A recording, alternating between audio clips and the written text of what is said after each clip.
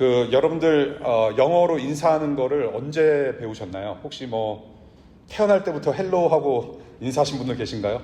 그런 분들 있으실 것 같아요. 미국에서 태어나셨으면. 저는 헬로우라는 인사를 뭐 초등학교 때 익히 들었긴 했지만 정식으로 배운 거는 중학교 1학년 때 영어 시간이었습니다. 영어 시간에 Hello, how are you? 부터 시작하는 영어 수업을 여러분들 기억을 하실 거예요. 제가 그 영어권 인사 헬로우의 뜻을 제가 좀 찾아보니까 저는 이게 굉장히 오래된 인사인 줄 알았어요. 헬로우가. 그런데 찾아보니까 19세기부터 시작된 인사래요. 그러니까 꽤 오래된 인사가 아니에요. 예. 한 분도 놀란 분이 없는데 이래서 좀 이렇게 활짝 이렇게 좀 놀라는 표정을 해주셔야 제가 또 진행을 하거든요. 이 헬로우가 19세기 때부터 전래되었는데 뭐 특별한 의미는 없대요. 특별한 의미가 없는데 제가 한번 생각을 해봤어요. 영어권에서 헬로우라는 인사를 하는 것에 대한 의미가 무엇인지, 왜 말이 헬로우가 제 나름대로 의미를 만든 것은 헬로우 헬로, 헬로우 지옥, 낮음. 그래서 지옥은 바닥으로 깔아버리고 하늘의 복을 받으라. 이 정도면 좀 이렇게 긍정적인 반응을 해주셔야 헬로우 할 맛이 나지 않습니까? 헬로우. 그런 의미를 가지고 여러분들 이렇게 인사하시면은 오히려 더 축복의 말이 될 것 같아요. It's not just a greeting, but it will be a word of blessing. Hello. 하늘의 복을 받아라. Receive the heavenly blessing. 주님께서 승천하신 후에 성도들이 서로 인사하는 방법이 있었습니다. 예수 그리스도를 믿고 따르는 그리스도인들이 서로 인사하는 방법은 예수는 살아계십니다. 주님은 곧 오십니다. He is alive. Jesus is coming soon. 그것이 그리스도인들의 인사법이었어요. 우리 믿음의 성도들, 2000년 전에 예수 그리스도께서 승천하신 후에 생겨난 초대교회, 그 초대교회 교인들은 예수님께서 다시 오시겠다라고 하시는 그 약속의 주님을 믿고 살았습니다. 정말로 예수님을 갈망하는 삶을 살았어요. 언젠가는 다시 오시겠지, 내일 다시 오시겠지, 오늘 밤 다시 오시려나, 그렇게 예수님을 기다리고 기다렸던 사람들이 서로에게 건넸던 인사가 바로 예수는 살아계시다, 주님은 다시 오십니다라는 인사였대요. 얼마나 가슴이 뜨거운 인사였을까요? 저는 우리 교회가 계속해서 그 예수는 살아계시고 주님이 다시 오신다라는 그 어떤 기대와 열망을 가지고 서로 인사하며 축복하는 교회 될 수 있기를 바라요. 오늘 본문은 인사말입니다. 빌립보서 1장 1절과 2절의 인사말인데요. 이 빌립보서는 세상의 왕과 주인이신 예수 그리스도 안에서 기쁨으로 하나 되는 공동체가 되길 원하는 마음으로 바울이 쓴 서신서입니다. 주로 우리가 성경에서 이 편지라고 하는 장르를 우리가 볼 때에 그냥 일반적으로 이메일 보내듯이 그냥 편하게 그냥 아무 내용이나 편하게 쉽게 읽을 수 있는 내용을 그냥 메일로 보내는 정도의 편지가 아니라 이것을 특별히 epistle, 서신서라고 부릅니다. It's not a letter. It's more than a letter. 편지보다도 더 의미가 있는, 더 설교적이고 교육적인 내용으로 구성되어 있는 이 편지를 서신서라고 부릅니다. 그래서 여러분들 영어 성경을 보시게 되면 The Epistle of Philippians 뭐 그런 식으로 표현하시는 걸 보게 될 거예요. 이 서신서, 지금 사도 바울이 빌립보에 살고 있는 모든 성도들에게 편지를 쓴다고 합니다. 근데 이 편지를 어디서 썼냐면 바울이 감옥에서 쓴 편지입니다. 그래서 일반적으로 우리를 이 편지를 감옥서신, 옥중서신이라고 부릅니다. 옥중서신. 로마 제국이 압제가 있었어요. 압제가 있어서 로마 제국이 그리스도인들을 핍박을 하거나 억압하는 그런 상황이 있었는데, 그럼에도 불구하고 그리스도인들은 고난 중에도 기쁨을 함께 경험한다. 그러한 주제로 빌립보서를 우리가 볼 수 있겠습니다. 2000년 전에 바울이 빌립보 교인들에게 이렇게 인사를 하는 거예요. 은혜와 평강을 빌어주고, 2026년을 살아가는 우리 DC에 사는 성도들에게도 동일한 인사를 합니다. 빌립보서 1장 1절과 2절의 말씀으로 오늘 바울이 여러분들에게 어떤 축복의 뜻을 담아서 인사를 하고 있는지 우리는 그 축복의 언어를 가지고 어떻게 살아야 되는지 우리가 함께 잠시 나눠보고 싶습니다. 1절 먼저 보겠습니다. 바울과 디모데가 스스로 예수 그리스도 예수의 종이라고 부르고 있죠. 로마서 1장 1절과 디도서 1장 1절을 보게 되면 바울은 자신을 사도로 소개합니다.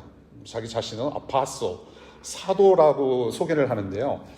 이 빌립보서 1장을 보면은 예외적으로 그리스도 예수의 종과 혹은 노예로 자기 자신을 소개해요. 이것은 흔치 않는 자기 소개법인데요. 종과 노예가 뭡니까? slave, servant. 종과 노예는 주인이 반드시 있는 존재입니다. 주인 없이는 살 수가 없어요. 주인이 하라는 대로 하고 주인의 생각을 그대로 실천하는 사람이 바로 종과 노예죠. 그래서 바울은 자기를 살리신 구세주이신 예수 그리스도의 뜻과 생각을 세상에 실천하는, 세상에 실현시키는 복음의 일꾼으로 자기를 소개하는 것을 보게 됩니다. 나는 사도라고 하는 것이 아니라 나는 종이다. 누구의 종? 그리스도 예수의 종이다. 그래서 오로지 예수의 길을 걷고자 하는 어떤 자신의 강렬한 결단을 이렇게 표현하는 것 같습니다. 이어서 보게 되면 바울의 편지를 받는 지역과 수신자들을 기록하고 있어요. Recipients of this epistle. 빌립보의 성도, 감독, 집사들이라고 표현을 하는데요. 여기서 말하는 감독과 집사는 특정 교회의 어떤 직분보다는 지역교회 공동체를 섬기는 자들을 모두 아울러서 표현하는 방법이라고 봅니다. 그래서 감독, 집사라는 어떤 특정한 직분보다는 지도자층, 리더십을 얘기를 하는 것 같고요. 이것보다도 사실 더 중요한 직분이 있습니다. 더 중요한 직분이 뭐냐면 성도라는 표현을 씁니다. 성도는 거룩하게 구별된 사람들이에요. 거룩하게 구별받은 사람이다. 그것을 성도라고 부릅니다. 영어로는 saints.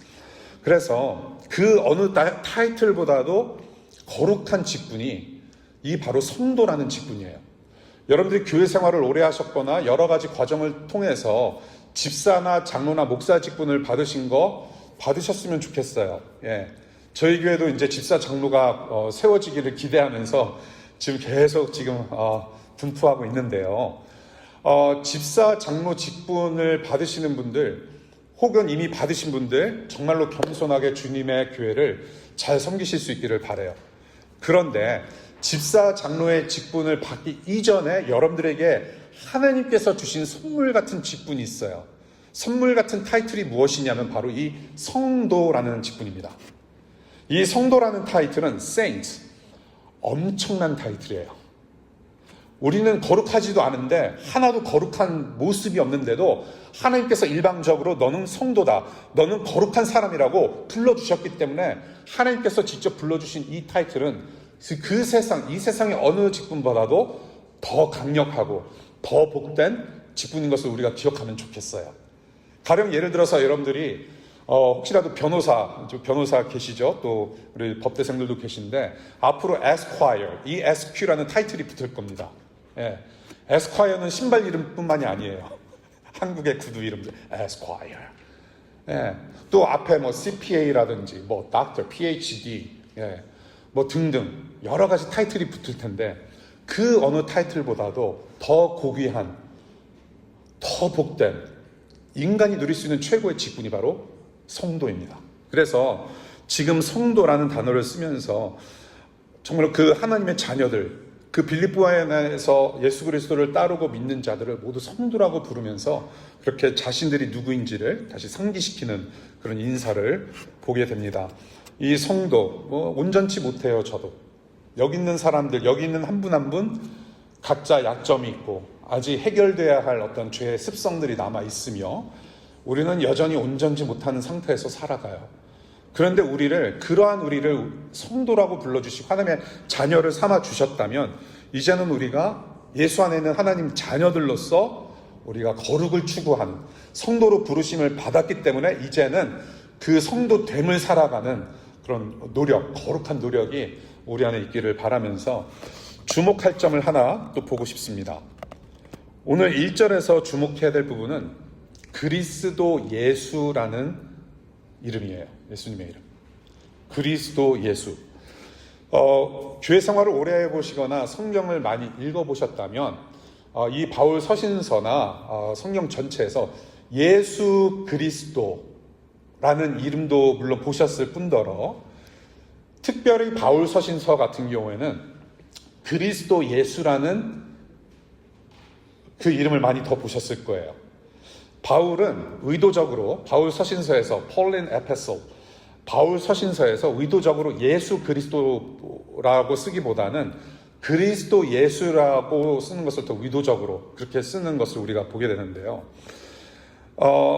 예수라는 이름보다 이것은 그리스도라는 타이틀을 더 강조하는 것 같아요. 그리스도 예수라고 했을 때 그리스도라는 타이틀을 강조한 예수님을 가리키는 것이고, 우리가 예수 그리스도라고 했을 때는 그리스도로 오신 예수님에 대한 어떤 그 이름을 더 강조하는 편입니다. 가령 예를 들어서 이런 거예요.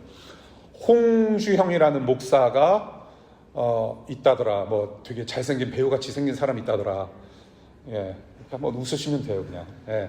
홍이라는 목사라고 제가 소개를 했을 때는 목사이기도 하지만 홍주형이라는 사람한테 더 강조점을 둔 거예요. 예, 그렇죠?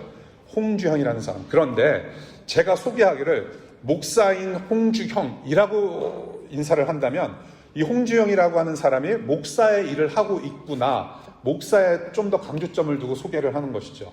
그렇죠? 예. 그래서 예수 그리스도는 메시아다. 그리스도는 메시아랑 똑같은 말입니다. equivalent. 예, Christ equals what? Messiah. 예, 메시아랑 그리스도랑 같은 말인데, 예수는 그리스도다.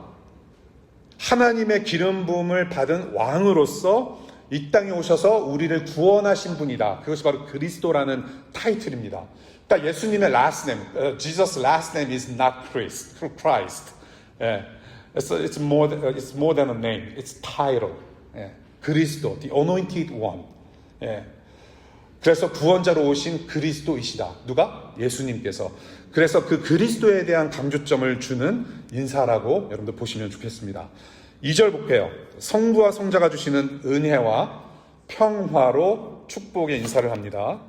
이 은혜와 평화를 빈다라는 말은 이 서신서에서 굉장히 반복돼서 나오는 구절입니다. 반복되는 인사인데요. 기쁨이 있기를 바란다라는 단어는 카이레인이라고 하는 헬라어를 사용합니다. 헬라어권 인사가 카이레인인데 너에게 기쁨이 있기를 바란다 인사하는 언어인데, 이거를 카이레인을 동일한 헬라어 말로 카리스라는 말로 변형을 시킵니다, 바울이. 그래서 카리스는 무엇이냐면 은혜라는 뜻이에요. 카리스. 여러분들이 저의 눈빛을 봤을 때 무엇을 느끼시나요? 카로 시작하는. 감사합니다. Thank you. 이런 반응 너무 좋아요.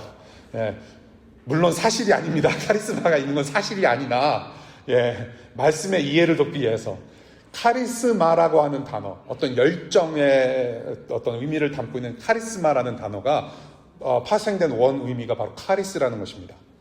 은혜에서 나오는 거예요. 여러분들도 더 카리스마가 있는 거예요. 여러분들의 눈빛을 보면 하나님의 은혜가 묻어 있습니다. 예, 그 은혜가 바로 이 구절에서 말하는 은혜예요. 카리스. 은혜를 빌어주고요. 두 번째는 샬롬입니다.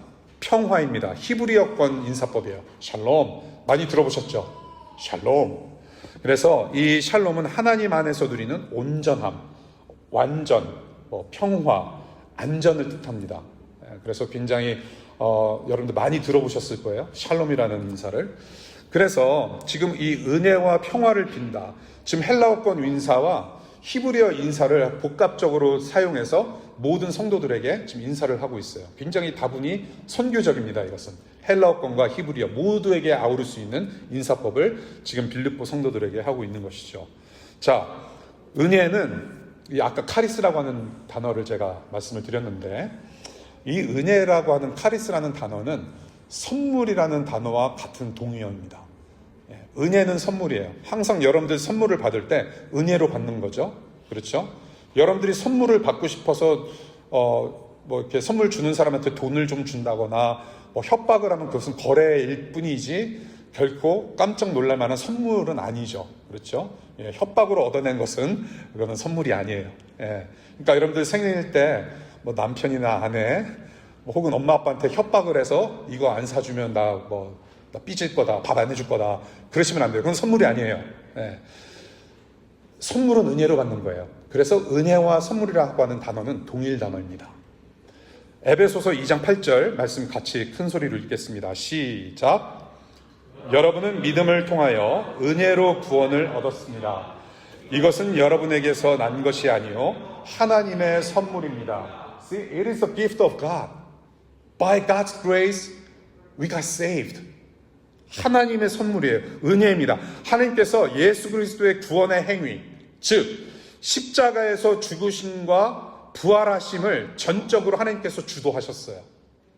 하나님께서 전적으로 들어가셨는데, 전적으로 우리 하나님께서 주도하셨는데, 이 하나님의 주도하심 안에 저와 여러분들의 노력이 하나도 없어요.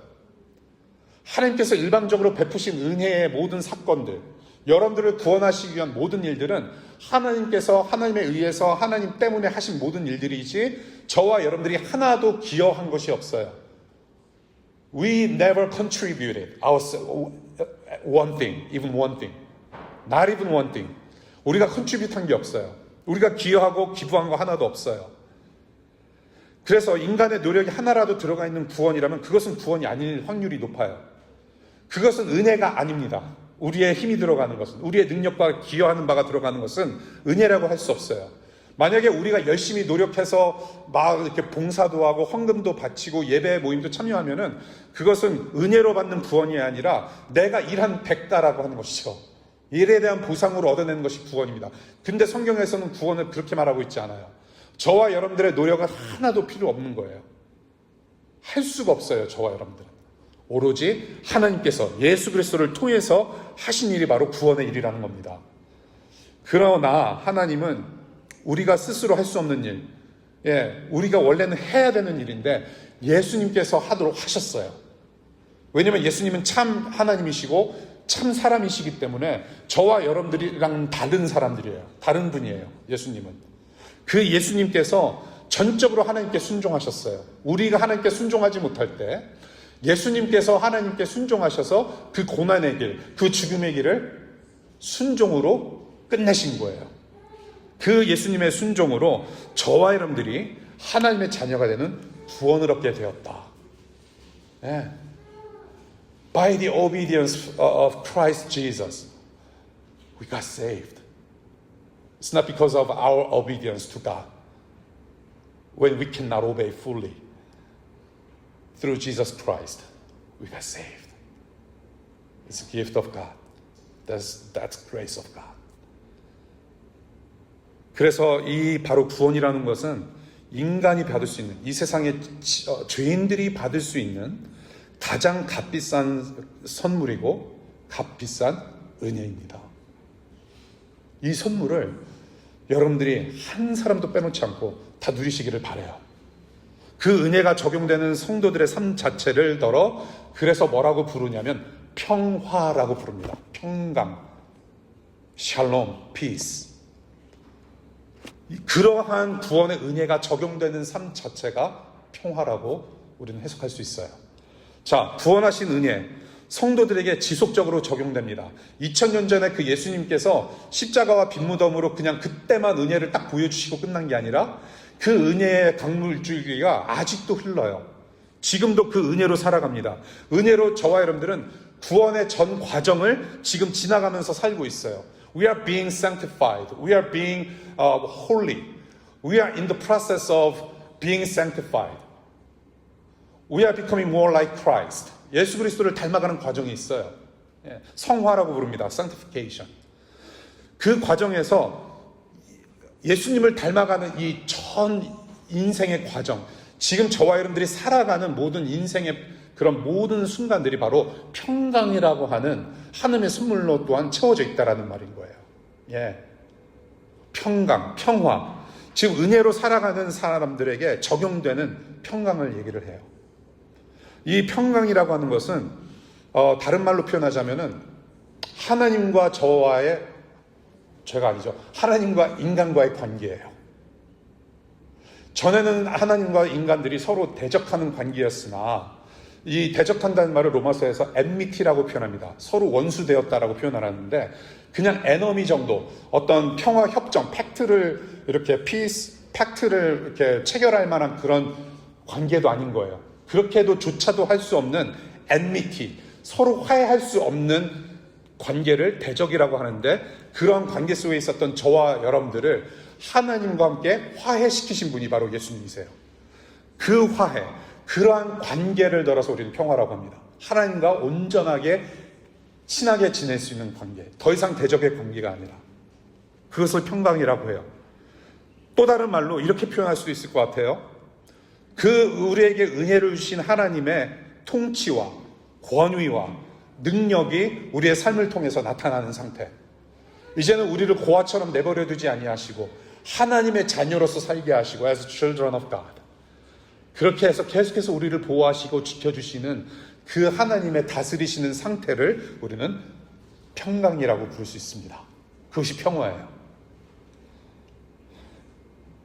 적대 관계에 있던 서로의 관계를 십자가 죽음의 제물로 화해시키시고 reconciliation. 하나님이 하나님 되시고 우리가 우리 되는 언약 관계를 회복하심으로 말미암아 참된 평화를 선물하신 분이 바로 평강의 왕 그리스도 예수이십니다. 이게 예수님께서 하신 일이에요. 골로새서 1장 20절 함께 읽겠습니다. 시작. 그분의 십자가의 피로 평화를 이루셔서 그분으로 말미암아 만물을 곧 땅에 있는 것들이나 하늘에 있는 것들이나 다 자기와 기꺼이 화해시키셨습니다.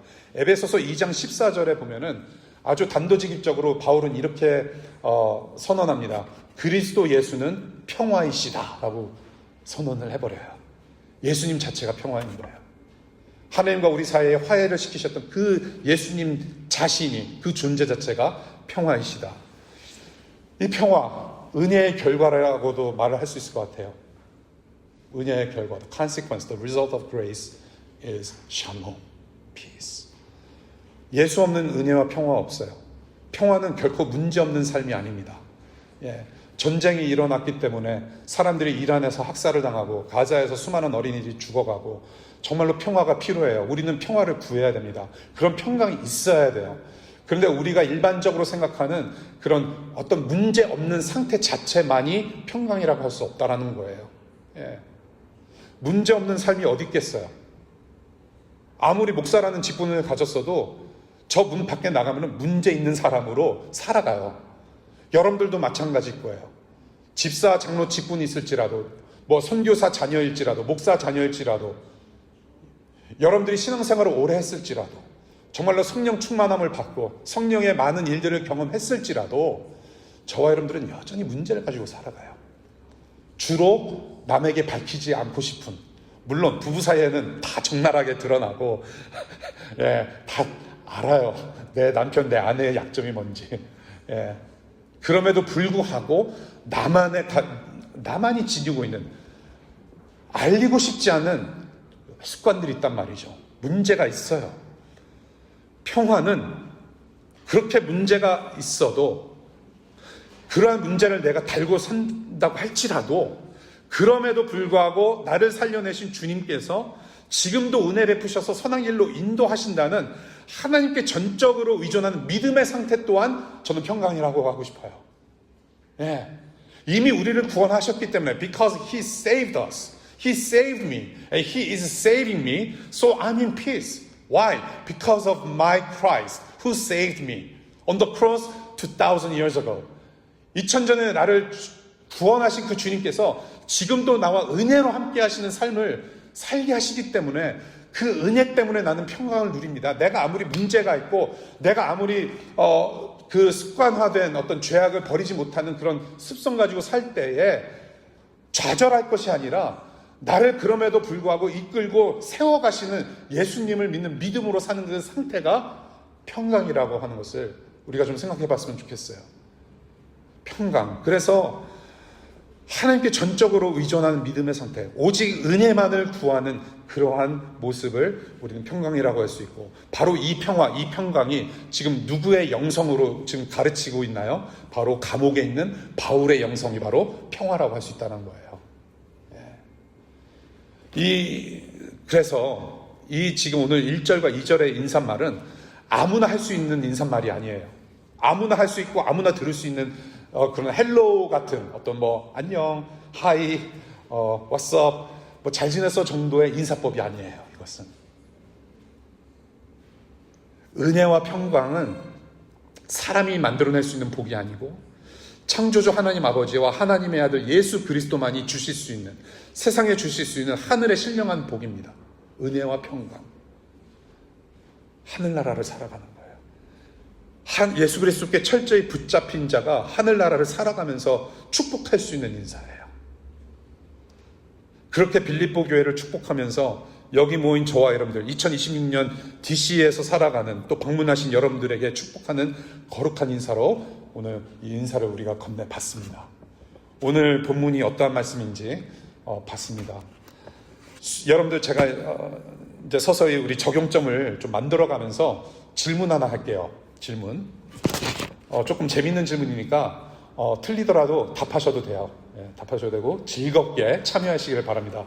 혹시라도 여기서 답을 맞추시는 분들께는 제가 간식 시간에 여러분들께 직접 서빙도 해드리고 먹을 거 하나 더 드릴게요. 제가. 오케이. 자, 여러분들 슈퍼히어로 하면은 딱 떠오르는 사람들 알죠? 누가 딱딱딱 떠오르죠? 뭐 마블, 뭐 DC부터 해가지고. 자, 슈퍼히어로들의 공통된 특징이 뭘까요, 여러분? 슈퍼히어로들의 공통된 특징 하나. 물론 여러분들 공부만 하셔서 잘 모르시는 거 저 이해해요. 자꾸 이런 질문 드리면 제가 되게 이상해요. 나만 좀 막 노는 것 같고 막 커믹 보는 것 같고. 예. 50% 맞췄어요. 여기 우리 오늘 방문하신 분인데 특별한 옷을 입는다. 그 특별한 옷 스타일이 뭐예요? 예스! 쫄쫄입니다. 모든 슈퍼히어로들의 공통점은 뭐냐면 쫄쫄이를 입는다는 거예요. 심지어는 헐크도 쫄쫄이 입어요.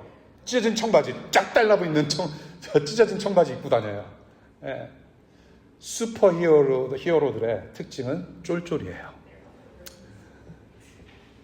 예수 그리스도로 말미암아 구원받은 성도들의 공통된 특징은 예수 그리스도의 은혜와 평강의 옷을 입고 사는 사람들이에요. 우리 성도들은 슈퍼히어로들과 마찬가지로 은사가 달라요. 예, 각자 슈퍼맨이나 스파이더맨이나 뭐 아이언맨 은사가 달라요. 문제도 달라요. 받는 고난도 달라요. 성도들도 똑같아요. 은사가 다르고 지나가는 어떤 인생의 그런 고난과 여러 가지 내용이 다 다르겠지만 우리는 예수 그리스도라는 은혜와 평강의 옷을 입고 반대의 세상을 헤쳐나가는 작은 예수들, 작은 히어로들이라는 것을 말씀드리고 싶었어요. 우리 요한복음 14장 27절 함께 읽겠습니다. 시작. 나는 평화를 너희에게 남겨준다. 나는 내 평화를 너희에게 준다. 내가 너희에게 주는 평화는 세상이 주는 것과 같지 않다. 너희는 마음에 근심하지 말고 두려워하지도 말아라. 그래서 오늘 이 인사말로 우리에게 주시는 말씀 두 가지 중에 첫 번째는 여러분들 예수를 그리스도로 믿는 믿음으로 더욱 하나 되는 공동체이기를 바랍니다. 바울은 지금 그리스도와 이 예수 그리스도 주님의 복음을 강조하고 있어요. 그리스도 예수의 복음은 예수를 왕이라고 선포하는 복음입니다. 그리스도라는 말은 기름 부은 왕이라는 뜻이에요. 간단히 표현하자면. 그런데 이 로마 제국 시대에 예수가 왕이라고 표현하는 것은 이것은 사형감입니다. 로마 제국의 권력에 대항하는 고백을 하고 있는 거예요. 네. 로마 제국, 로마의 황제가 나의 왕이 아니다라는 선언입니다. 로마 제국에서 전쟁을 통해서 국민들에게 나눠주는, 백성들에게 나눠주는 그 모든 좋은 것들보다 나는 예수 그리스도라는 한 분을 믿는 사람이라고 고백하는 거예요. 세상의 권력과 압제와 세상의 어떤 가치와 세상의 풍조를 다 떠나서 뒤돌아서 나는 예수님 한 분을 따라가는 사람이라는 엄청난 고백을 하는 거예요. 예. 그래서 바울이 감옥에 들어간 겁니다. 그 예수 이름을 지키고자 했기 때문에. 로마 제국은 물론이고요. 이렇게 고백하는 거. 예수는 그리스도다. 너네들이 못 박은 그 예수 그리스도는 정말로 진정한 왕이시라고 고백하는 것은 로마 제국뿐만이 아니라 유대인들에게도 굉장히 거리끼는 말이었어요. 예. 유대인 지도자들 특별히. 비천하게 죽으시고 부활하신 예수가 세상 왕이심을 강조하고 있단 말이죠. 그 믿음 안에서 살아갈 것을 지금 바울은 빌립보 성도들에게 촉구하고 있어요. 그 믿음이 중요하다. 그래서 의도적으로 그리스도 예수라고 자꾸 하는 거죠. 그리고 자기 자신도 그리스도 예수를 고백하고 전하고 그렇게 살았기 때문에 지금 감옥에 들어가 있는 거예요. 여러분들의 그리스도는 누구이십니까? 무엇이 여러분의 그리스도세요? 권력과 손잡은 거짓복음, 물질 만능주의를 부추기는 바알 신앙이 난무하는 이 시대에 여러분이 진짜로 믿고 따르는, 여러분들이 바라보는 그 한 가지는 무엇입니까? 저도 이번 한 주간 빌립보서 우리 묵상팀하고 같이 묵상하면서 묵상을 하는데, 내가 아직도 즐거워하는 게 있구나. 예수 한 분만으로 만족하는 삶이 아니구나라는 것을 통렬하게 깨닫게 됐어요. 여러분들도 있을 거예요. 내 입술로는 예수님을 주로 고백하고 시인하지만 누가 나에게 종교를 물어봤을 때 자신 있게 나는 그리스도인이라고 외치기는 하지만 Really? 정말로 나는 그리스도를 믿는가? 저는 그 거룩한 질문을 여러분들에게 좀 심어주고 싶습니다. 저는 여러분들이 그 어느 것도 아닌 예수만이 그리스도이시고 왕이시고 주인이심을 믿는 믿음으로 여러분들이 속해 있는 공동체, 우리 DC2 공동체가 그렇게 건장하게 성장할 수 있기를 바랍니다. 불의를 경험하고 손해를 보고 육체적으로 정신적으로 핍박을 당할지라도 그 예수 그리스도를 믿는 믿음이 아니고서는 참 기쁨이 없다라고 빌립보서에서 줄곧 가르쳐요. 이제 앞으로 우리가 그러한 내용을 계속 배울 텐데, 교회는 예수 그리스도 때문에 모인 가족이에요. 그리스도 예수 때문에 더 하나 되는 천국 가족으로 우리 함께 힘쓰면 좋겠습니다. 그러실 수 있죠? 두 번째 적용입니다. 여러분들 은혜와 평강으로 담대하게 사시면 좋겠어요. 이제는 여러분들 아까 우리 찬양했죠. 우리 좋은 교우가 아주 고심해서 찬양을 잘 뽑아줬어요. 이제 표대를 향해서 앞으로 나아가는 삶을 사는 겁니다. 과거는 잊어야 돼요. 사실 시간이 잊게 하지는 못할 거예요. 그런데 자꾸 과거에 발목을 잡히다 보면은 앞으로 가야 될 방향을 바로 잡지 못하고 바로 놓지 못하고 자꾸 돌아가게 돼요. 지체가 돼버려요. 에너지를 확 소비하게 돼버립니다. 앞으로 나아가야 돼요. 어떻게? 무엇을 가지고? 은혜와 평강을 가지고. 하나님께서 함께 하시기 때문에. 지금 이 편지를 어디서 쓴다고 그랬죠? 너무한 거 아니에요? 그렇게 강조를 했는데 Where is he writing this epistle? 감옥, jail, detention center. 아마도 아이스에 잡힌 것 같아요. 복음 전하다가 아이스에 잡혔어요. 지금 저기 버지니아 스프링필드 어디에 감옥 디텐션 센터에 갇히고 있는 거예요. 근데 거기서 편지를 써요. 저 배너 제가 만들어 달라고 카톡에다가 제가 한번 올린 적 있잖아요. 근데 그 다음날 딱 연락이 왔어요. 제가 누구는 제가 그냥 확 말씀드릴 수는 없고 성은 마시고 이 이름은 선영이라는 분인데 그냥 딱 보내줬어요. 근데 너무나도 정확해요. 바울이 대머리인지는 저는 잘 모르겠으나 바울이 감옥 같은 데서 편지를 써요. 생명의 빛을 받으면서 그 생명의 빛이신 예수 그리스도의 은혜와 평강을 복을 빌어줘요. 예수를 믿는 믿음으로 감옥에 갔어요. 여러분들 감옥에 가면 편해요? 감옥에 갔다 오신 분들 아실 거예요. 갔다 와도 why not? It doesn't matter. 감옥은 우리가 상상할 수 있잖아요. 우리가 뭐 드라마나 TV나 쇼에서 볼 수 있잖아요. 감옥은 절대 편한 곳 아니에요. 저때 바울 시대에는 뭐 우리가 생각하는 그렇게 아주 힘든 감옥은 아니라고 해요. 예, 거의 디테션 센터, 그냥 그 가택, 그 뭐라 그러죠? 가택 연금, 감금, 뭐 그 정도. 약간은 저렇게 편지를 언제든지 쓸 수 있을 정도 자유는 있었다고 하는데, 그럼에도 불편하단 말이에요. 나가서 활동을 할 수가 없어요. 그러니까 정작 은혜와 평강은 누가 필요합니까? 누가 필요해요? 빌립보 성도들이 더 필요해요? 아니면 바울이 더 필요해요? 바울이 더 필요한 상황이에요, 사실은. 정신적으로, 육체적으로 복잡하고 힘들 때 예수 그리스도의 은혜와 평강이 더욱더 필요하고 힘을 내야 될 사람은 바울이에요. 그런데 거꾸로 지금 바울은 이 감옥 안에서 평화와 은혜를 누리고 있어요. 그것이 흘러넘쳐서 감옥 밖에 있는 빌립보 성도들에게 축복하고 있단 말이에요. 엄청난 힘입니다. 바울은 이미 핍박과 고난 속에서 그리스도의 기쁨을 누리고 있어요. 이게 바로 뭐냐면 예수 그리스도께 철저히 붙잡힌 자의 태도예요. 삶의 태도, 마음의 어떤 자세라는 말이죠. 여러분들 요즘 시대에 물론 조금 지나간 얘기예요. 하도 한국이나 미국이나 잡구하기가 힘들어서, 아까 우리 지만씨께서도 우리 기도 너무 잘해주셨는데 실직률이 막 높아져 가잖아요. 예. 그래서 유행했던 말이 뭐냐면은 백수가 과로사하는 시대. 예, 백수가 과로사예요. 잡을 찾느라고 너무나도 노력을 많이 했는데, 예, 그것 때문에 과로해가지고 막 그냥 쓰러진다는 말이 있었어요. 요즘 AI가 직장인이 돼버리는 시대입니다. 그렇죠? 벌써부터 AI 때문에 그 테크 기술 쪽에는 사람들이 오히려 잘린대요. 더 이상 뽑지를 않는데요.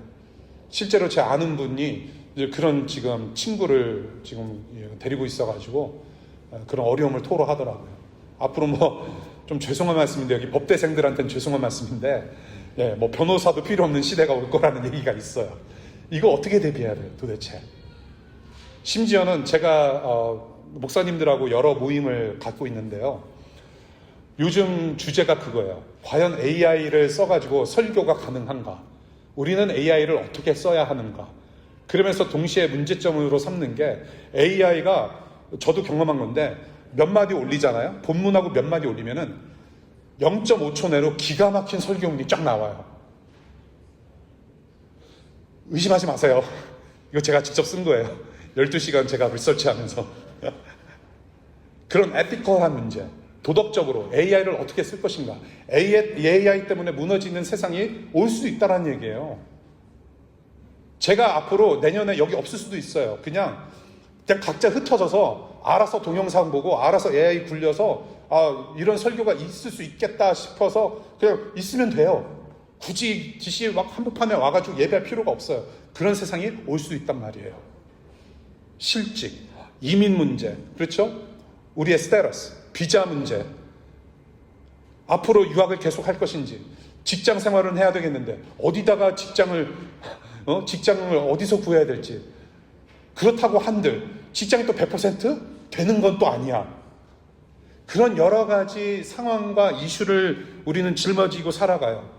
그게 아니더라도 여러 가지 복잡한 마음들을 가지고 사는데 전혀 세상은 우리를 도우려고 하는 것 같지가 않단 말이에요. 세상은 시간이 지나면 지날수록 더 힘들어지는 것 같아요. 그런데 성경에서 줄곧 말하는 복음의 능력은 뭐냐면, 이러한 상황일지라도 쫄지 말라는 겁니다. 이러한 상황이라도 쫄지 말라는 거예요. 예수 그리스도를 믿는 사람들이 로마의 압제에서 경험했던 것들을 우리가 지금 다른 방식으로 경험하고 있는 거죠. 더 담대하시길 바라요, 여러분. 왜? 예수 그리스도 때문에. 저와 여러분들의 죄를 이미 용서하신 분을 따르는 삶을 살아가고 있어요. 우리는 예수님의 이름을 알아요. 이미 it's done deal. It is finished. He said 2,000 years ago. The work of salvation is finished. All complete. So what do we do now? 우리는 그 예수님을 바라보면서 그냥 쫓아가는 삶을 살면 되는 거예요. 힘들어요. 낙심도 될 거예요. 내일 아침에 출근해서 또 직장 동료한테 한마디 듣고 상사한테 한마디 듣고 마음이 상할 거예요. 그럼에도 불구하고 담대하게 쫄지 말고 더 강력하게 살 수 있으면 좋겠어요. 그게 바로 지금 바울이 하는 거예요. 바울이 그리고 빌립보 성도들에게 그렇게 권면하고 있어요. 복음을 기억하고 예수 그리스도께 집중할 때에 우리의 구원을 이루어 가시는 그 주님이 오늘도 베푸시는 은혜 때문에 나는 살게 되었습니다 고백할 수 있고, 그 평강을 잠잠히 누리고 바라보며 예수님을 믿음으로 더욱더 담대히 살아가는 우리 성도들이 되었으면 좋겠어요. 은혜와 평강 말씀 맺겠습니다. 예수 그리스도가 은혜이며 평강이세요. 자기 자신을 그렇게 우리에게 주셨기 때문에 우리의 담대함의 근거는, 우리가 그럼에도 불구하고 살아갈 수 있는 힘은 바로 예수님밖에 없다라는 사실을 우리가 기억하면서 가면 좋겠습니다. 예수 그리스도께서 선물로 주신 은혜와 평강은 옥에 가둘 수 없어요. 이 예수 그리스도의 복음의 능력, 이 은혜와 평강은 옥을 뚫고 지나가며 벽을 뚫고 지나가요. 여러분들이 비록 감옥 같은 일상을 살아갈지라도 내 안에 있는 예수 때문에 나는 그래도 오늘 살만하고 살 수가 있고, 그래서 하나님께 감사 기도도 할 수 있고 찬송도 할 수 있고, 그래서 그 능력 주신 것 때문에 내가 밥 한 술을 떠서 먹을 수 있는 기력도 주신 거라고 믿고 감사할 수 있단 말이죠. 그러한 예수님 때문에 또한 이웃들에게 은혜와 평강을 빌어주며 예수님의 생명력도 우리가 전달할 수 있는 그런 엄청난 존재라는 사실을 우리가 깨닫고 나아갔으면 좋겠습니다. 왜냐하면 예수님은 지금도 우리 안에 살아 계시기 때문입니다. 기도하겠습니다.